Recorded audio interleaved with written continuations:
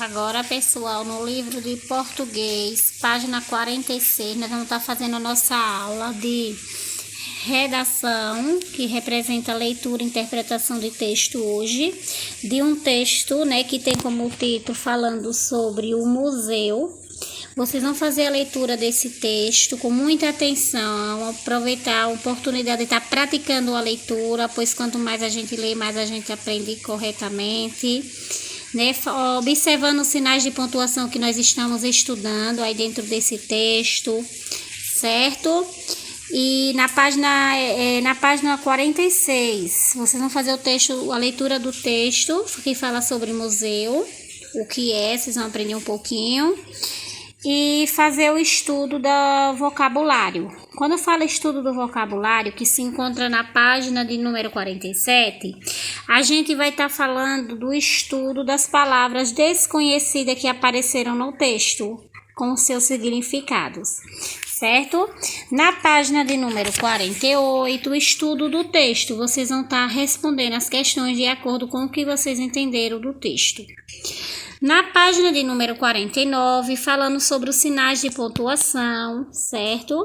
Lembra que eu falei sexta-feira com vocês que a nossa semana prosseguiria com esse conteúdo, pois é um assunto mais complexo, que exige muita atenção da gente para que possa aprender as definições de quando vai utilizar cada uma das pontuações que a gente viu a semana passada. Essa semana a gente vai estar reforçando, todos os sinais de pontuação que nós estudamos.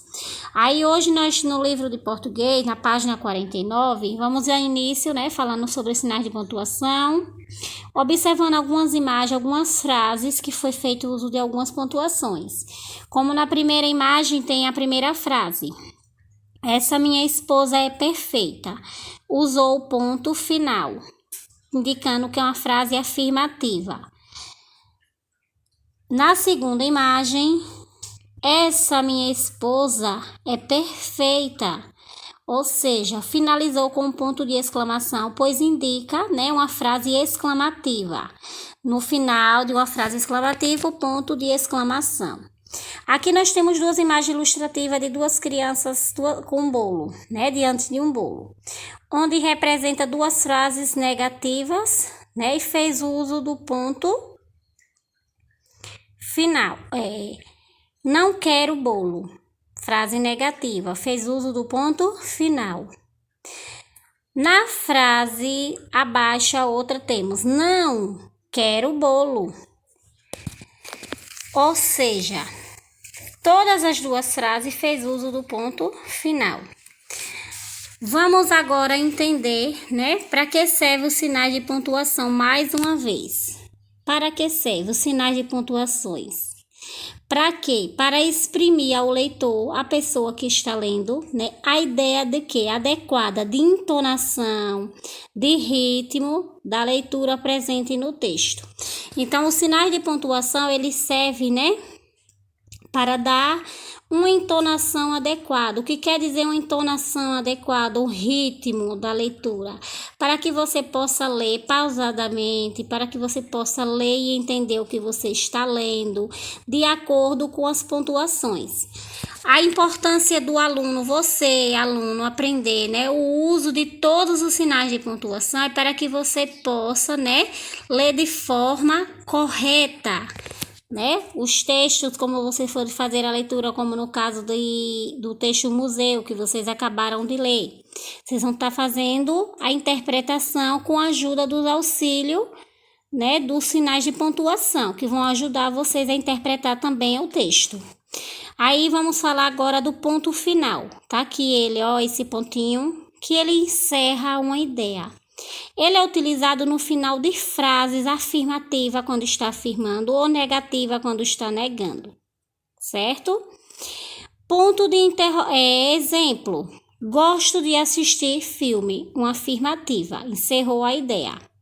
Finalizou com ponto final. Ponto de interrogação, esse aqui, que ele expressa uma ideia de pergunta, ou seja, indica uma pergunta. Toda frase que fizer uma pergunta finaliza com um ponto de interrogação. Exemplo, tudo bem com você? Finalizou com um ponto de interrogação, porque fez uma pergunta. Ponto de exclamação. Esse pontinho aqui ao lado, ó. Ele é utilizado no final de frases que exprimem surpresa, medo, espanto, admiração, ou seja, sentimentos. No final de frase que representa sentimentos, né? De admiração, por exemplo, finaliza com um ponto de exclamação. Ou seja, o exemplo temos aqui. Que coisa feia, finalizou com o ponto de exclamação. A vírgula. Falando agora sobre a vírgula. A vírgula ela é utilizada para dar uma pequena pausa na leitura. Não foi isso que a gente viu a semana passada? Ou seja, ela é usada também para separar elementos de uma frase em uma sequência. Ela é usada para separar os elementos nas datas, né? E em endereços e em repetições de palavras e em enumeração. Aí aqui abaixo nós temos os exemplos de cada um que a gente falou aqui. Por exemplo, elementos de uma frase em uma sequência. Ontem fui à escola, depois à aula de música, ao ginásio, à casa da minha avó e só à noite voltei para casa. Então usou a vírgula para separar o quê? Elementos de uma frase em uma sequência. Aqui nós temos em outra situação. Joana, que vestia um lindo vestido, foi a primeira a chegar à festa. Outro exemplo. Questão, né? Como a gente viu aqui, nas datas e em endereço. Olha, Goiás, 11 de novembro de 2016. Outra situação, eu liguei, mas não obtive respostas. Ou seja, em repetições de palavras. Aí vem aqui, comprei maçã, pera e morango no mercado. Separou por vírgula onde? Em que situação? Em uma enumeração do que foi feito, do que comprou, né, no mercado. Agora falando sobre os dois pontos. Os dois pontos eles são utilizados, né, que nós vimos, só relembrando, para introduzir a fala de uma pessoa na escrita antes de uma explicação. Ou seja, dois pontos, esses dois pontinhos aqui, um abaixo do outro, eles são utilizados para introduzir a fala de uma pessoa na escrita e antes de uma explicação. Finaliza sempre com dois pontos. Exemplo. Retirou-se resmungando. Finalizou com dois pontos. Aqui vem a outra versão, que eu já vou explicar em seguida, depois a gente passa por ponto e vírgula. Dois pontos é utilizado para introduzir a fala de uma pessoa na escrita antes da explicação, para indicar que alguém vai falar. Não foi isso que a gente viu também? O travessão, ele sempre vai andar em parceria com os dois pontos, porque ele é utilizado para indicar a fala do personagem, o travessão, e para separar frases intercaladas no texto. Então, antes da fala, né? Antes da fala de alguém, usa-se o travessão. Como nós podemos voltar aqui no exemplo dos dois pontos. Retirou-se resmungando, finalizou com dois pontos. Aí abre com o travessão. Não tenho mais nada a dizer. Aqui esse travessão indicou o quê? Indicou a fala do personagem. Se ele saiu resmungando, por quê? Porque não tinha mais nada a dizer. Então, um anda em parceria com o outro. Por quê? Os dois pontos indicam que a pessoa vai falar. O travessão indica a fala da pessoa, certo? Mais exemplos aqui do uso do travessão. Foi bem aqui, disse Letícia. Muito obrigada. Assim que cheguei da escola, eu vi bem aqui. Tudo aqui foi exemplo do uso do travessão quando fez o quê? Para separar frases interligadas dentro do texto. E também representando a fala, né, do personagem. Voltando para aqui para o quadrinho no meio, que é o ponto e vírgula. O ponto e vírgula, ele indica uma pausa maior do que a vírgula e em menor do que o ponto final. Olha, indica uma pausa maior que a vírgula e menor do que o ponto final. Exemplo: minha mãe me deu uma calça preta de aniversário, ponto e vírgula. O meu irmão, uma camisa branca.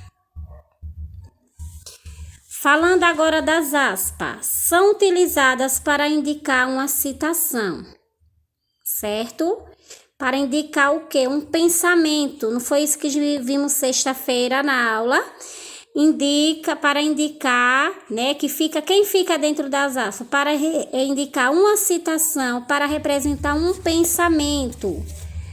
Exemplo: enquanto eu comia aquele hambúrguer, eu pensava no que minha mãe dizia. O que foi que ele pensou? O que ele pensou ficou entre as aspas. Isso faz mal para a saúde se comer demais, menino. Qual foi o pensamento dele? O pensamento dele foi essa frase: isso faz mal à saúde se comer demais, menino. Ele pensou e o pensamento ficou escrito dentro das aspas para destacar a citação do pensamento dele. Mas era tão gostoso. Aí o exemplo de quando utilizar as aspas. As aspas são utilizadas para destacar uma citação, para destacar um pensamento, certo? Do personagem. As reticências, que são os 3 pontinhos um seguido do outro, né? Mas o nome correto é reticências. Que indica o quê? Uma interrupção ou hesitação do pensamento ou de uma fala. Indica que o pensamento foi interrompido, ou hesitou em falar, né? Pensou em falar. Não tinha certeza, como por exemplo aqui no exemplo da frase: eu vou amanhã. Aí colocou as reticências, porque ela quis interromper o pensamento. Aí aqui no finalzinho ela finalizou, eu acho, ou seja, ela fez uma hesitação porque não tinha certeza se ia ou não amanhã. Então as reticências, elas são utilizadas para indicar a interrupção de um pensamento, né, da fala de alguém, de um pensamento. Quando não tem certeza, quando não declarou o pensamento por completo, certo? Aqui não apareceu os parênteses, a definição no livro de vocês, mas na sexta-feira nós estudamos sobre o uso dos parênteses, que são esses sinaizinhos que vocês estão vendo aqui, olha, os parênteses. Que lembrando a vocês que os parênteses são utilizados, né, para destacar, para dar uma explicação, né? Por exemplo, Maria, aí entre parênteses, minha vizinha, né, fez uma festa. Vai utilizar o parêntese. Quem ficou dentro do parêntese? Minha vizinha. Por quê? Para explicar a qual Maria eu estava me referindo. Certo? Só para relembrar que também os parênteses faz parte do sinal de pontuação que estudamos a semana passada e continuaremos essa semana. Aí na atividade seguinte, da página 50, né? Atividade, onde vou ter um texto que vocês vão estar pontuando de acordo com o que vocês aprenderam, até a página de número 51, certo? E aqui finaliza a nossa aula de português.